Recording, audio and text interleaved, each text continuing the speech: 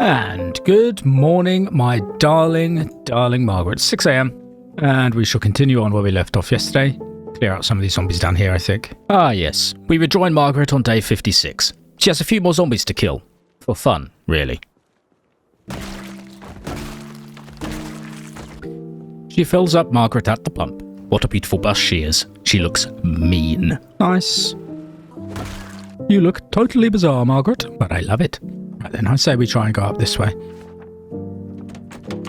First of all, though, it says this might be an industrial building, so just gonna have a look. Whoa, this car is in really good condition. Like, really good. Nice, we're just gonna razz this around, I think, and see what we can find nearby. Do a little bit of scouting. Big food market here. Don't really need any more food. Bunch of houses. Again, don't really need them. Little restaurant here. Jenny's Shakes.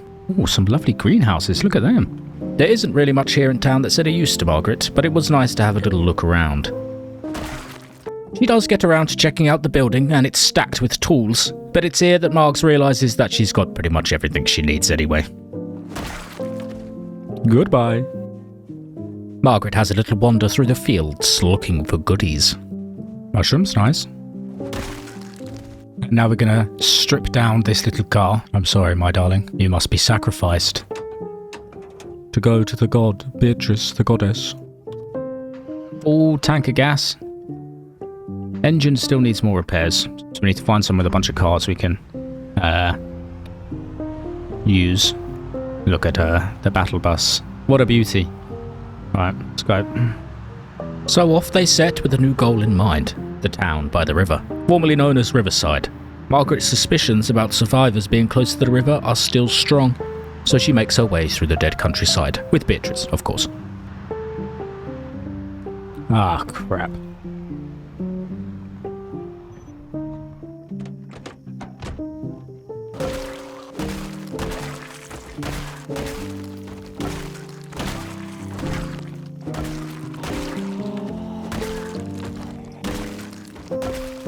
Gotta clear the path, Margaret. Sorry, folks. Beatrice just push these out of the way.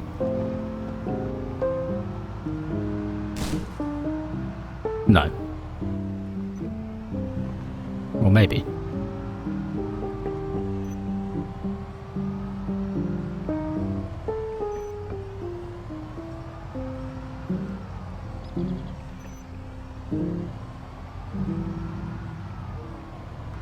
Nice. She can. Good work. Good work, Beatrice. Good work. Right, let's keep going. On they go until they find a lovely spot to take a small break. She needs to read metalworking anyway, so she takes her time, then heads to bed. Good night, Margaret. Margaret. Oh. It's okay. It's okay. A cigarette. Calm down. You didn't hear anything. There's no one here. Nothing here. After that night's spook, she continues on in the early morning to make good progress towards the river.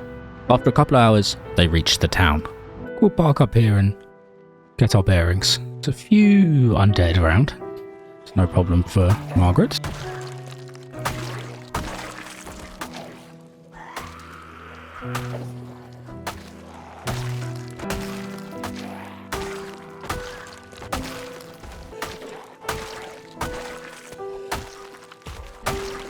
Just clear out the area.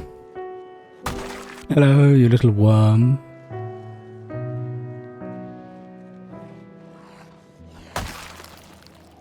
Nice, it's in good condition. Just needs gas. There are zombies in the bar. She'll leave them to break down the barricades and come back later. And she loots the gas station shop, then explores a little bit of the nearby area. Oh. Junkyard. That could be excellent. Yeah, definitely going to check that out. A lot of zombies around here, though. A bunch.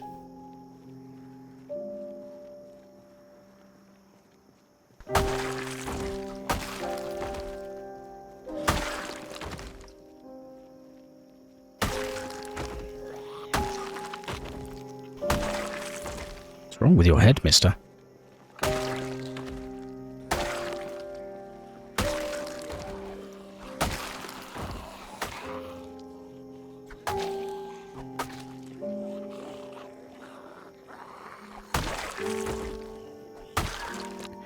After a while, though, she becomes exhausted, so it's time to return to Beatrice. She'll be back here tomorrow. Time for her classic bedtime routine. Stir fry, a book, and a lovely, musty sofa. It's only 6 p.m, but we can finish our book, I think, and then go to bed. She's tired already. Ridiculously tired, actually. She's had a busy day, I suppose. Nice. 9 p.m. again. And we shall sleep. Right then, let's go check out this bar before we go and check out the junkyard up there. Need to fill up our bottle anyway, so let's go have a look. She loots the bar for booze and cigarettes, then drives Beatrice up to the junkyard. Margaret takes care of some zombies, then stops for a smoke and a snack. What'd you fancy, Margaret? Jujubes. Jujubes. Jujubes? Jujubes? After the snack, she peers through the trees and spots something odd.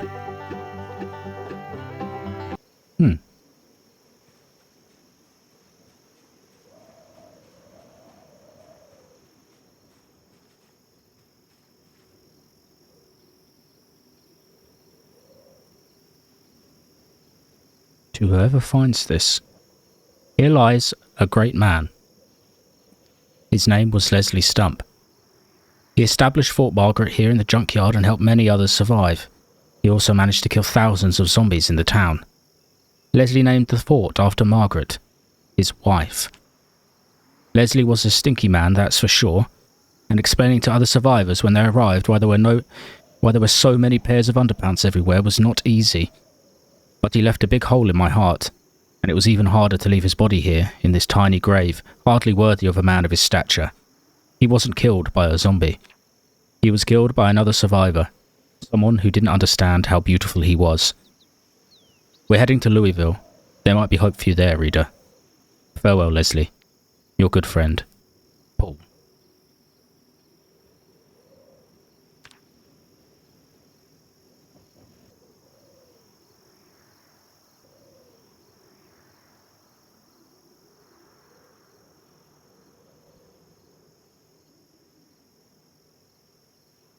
Oh, Margaret. I'm sorry. I'm so sorry. She is angry. Very, very angry.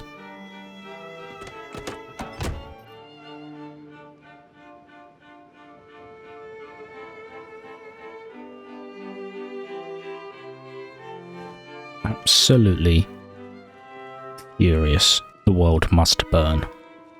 Margaret walks silently towards the town, Molotov cocktail in hand. Her head is numb. She can hardly see. Everything must burn.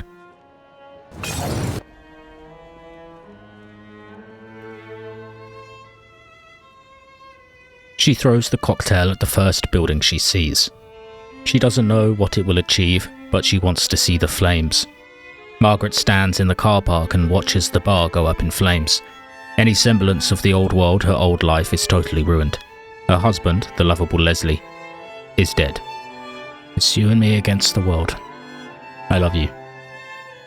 I love you. Everything's going to be okay, Margaret. Everything's going to be okay. We will get revenge on the world for what they did to Leslie Stump, your darling stinky husband. We will get revenge. Margaret gets blackout drunk, the drunkest she has ever been. It makes her erratic. She crawls around on the floor, crying. Don't go towards the fire, Margaret. Don't. Let it burn. She stands up, in a fuzzy haze. This isn't what Leslie would have wanted. Margaret. Are you there, Margaret? Okay. It's okay. Everything's going to be okay, Margaret. Exhausted and drunk, she stomps this zombie's head to a pulp. It's now the time.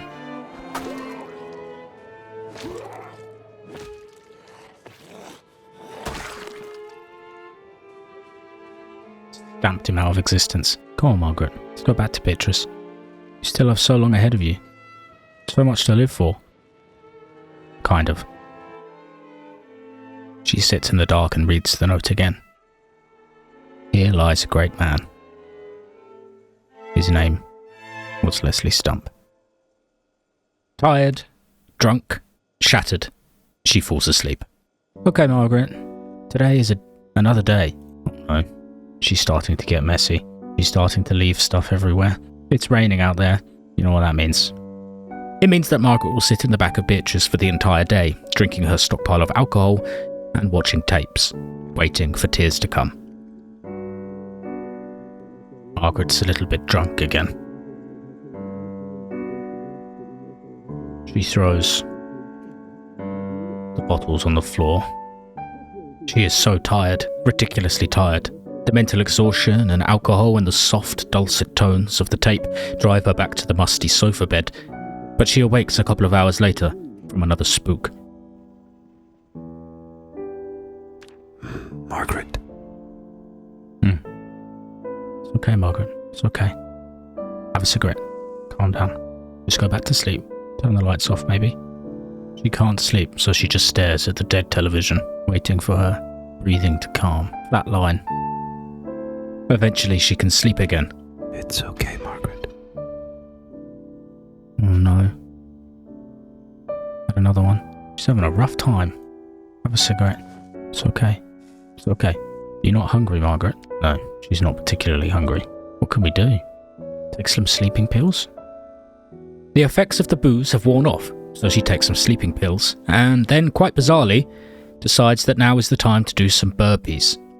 I do not recommend taking sleeping pills and then trying to do burpees, but this might tire her out. It does tire her out, and she can sleep again, but it is not an easy sleep. You will be okay, Margaret. It's okay. It's okay. Maybe reading about metalworking would cheer you up. It is the metalworking that bores her to sleep, and she sleeps through until 5 in the morning. She feels slightly better. The feeling of sadness has now begun to be replaced with a feeling of irrepressible rage. Okay, we managed to sort of save ourselves some time there. When in doubt, anyone sad in your life, just give them a lollipop. We must go on, Margaret. We must go on. We pour all your love and soul into Beatrice, the only thing you have left. Eat this whole jar of peanut butter. Today, we kick some butt. We have business to attend to. Margaret unhitches the trailer from Beatrice, really sets her free. They drive into the middle of town, Beatrice's glorious honker roaring loudly for the entire swarm of undead to hear. Slowly they drive, amassing a sizable horde behind them. What is she actually going to do? A small feeling of panic starts to build in Margaret's throat. She didn't think this far ahead. You see Leslie's hard work undone. The place is teeming with the undead. Complete futility of life. Margaret drives this way and that way through the town, blindly taking turns. Eventually she gets out of the bus, lights a Molotov cocktail and chucks it into the horde. She doesn't care if the whole town burns to dust.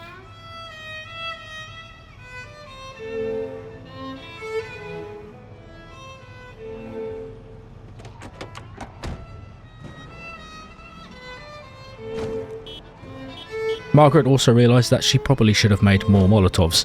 She drives back towards the junkyard and hops out to take care of the stragglers.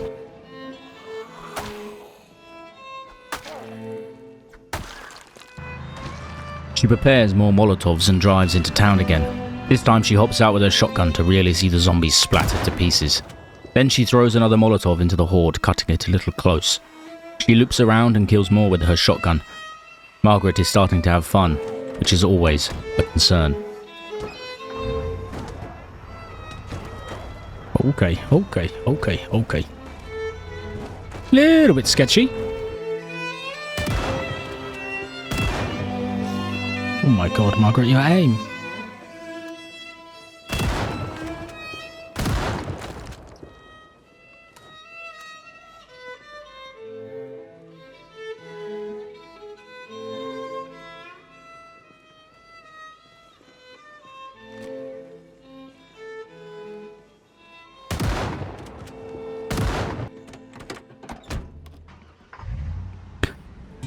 Okay.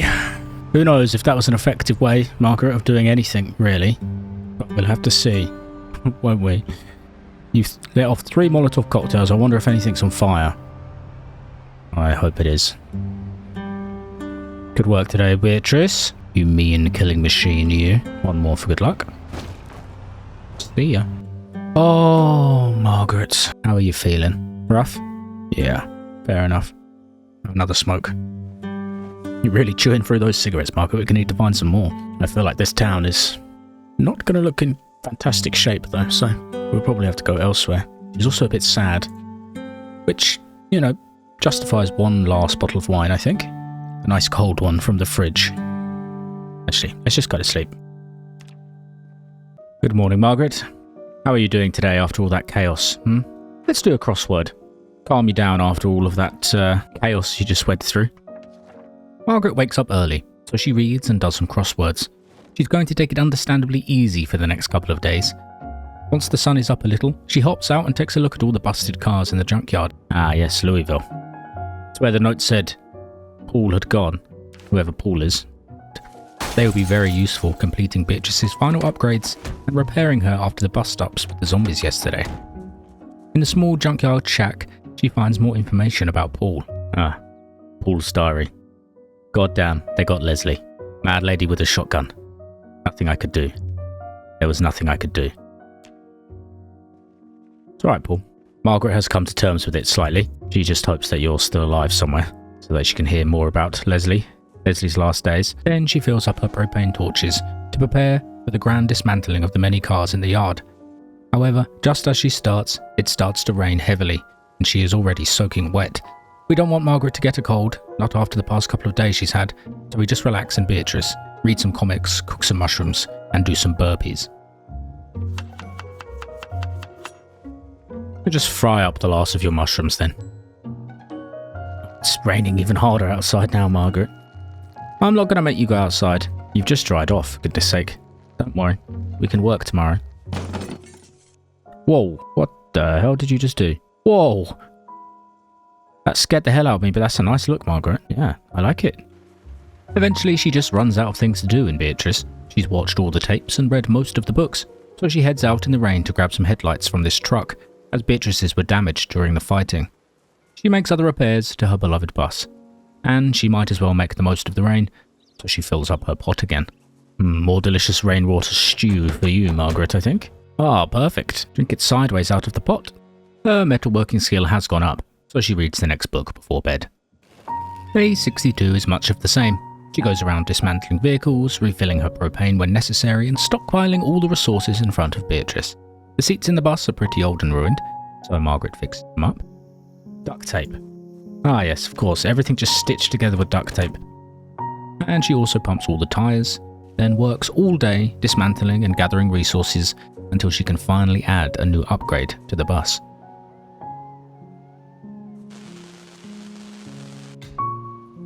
Oh hell yeah. Okay.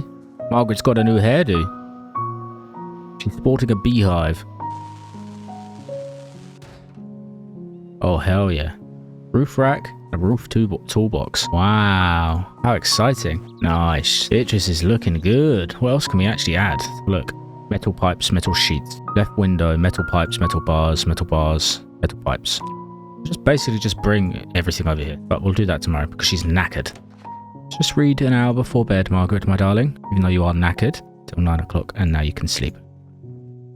I am Beatrice. Oh.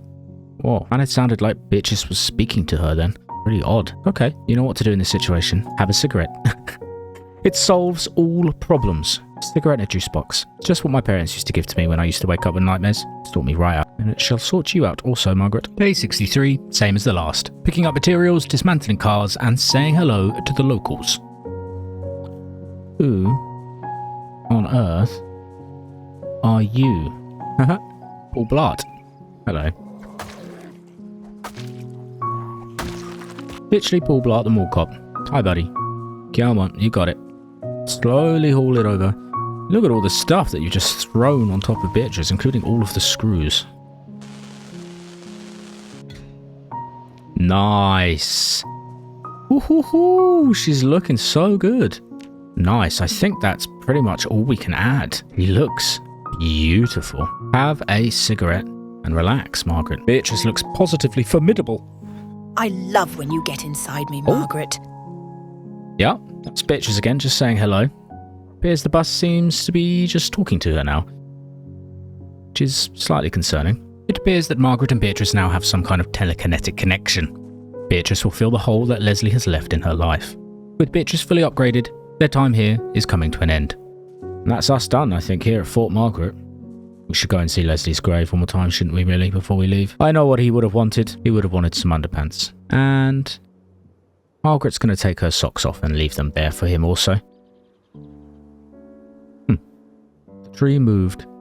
Leslie's soul saying, "Thank you for your pants and thank you for your socks, Margaret." Goodbye, Leslie. Gonna go and find your friends now. Margaret has gone completely loopy, of course, in this situation. Wouldn't you, viewer? Oh well. Leslie got what he wanted. One more pair of pants, one more pair of dirty socks. Straight from Margaret's feet. Amazing. Just amazing. Right then, we're not going to hit the road quite yet, but we are going to hook up the trailer again. And a little mark here for Leslie's grave. And so it's time for one last sleep at Fort Margaret, a place now all but forgotten. She rests, and on the next day she will start out through the town and onwards to whatever the road might hold for her. Okay. Good night, Margaret. See you soon.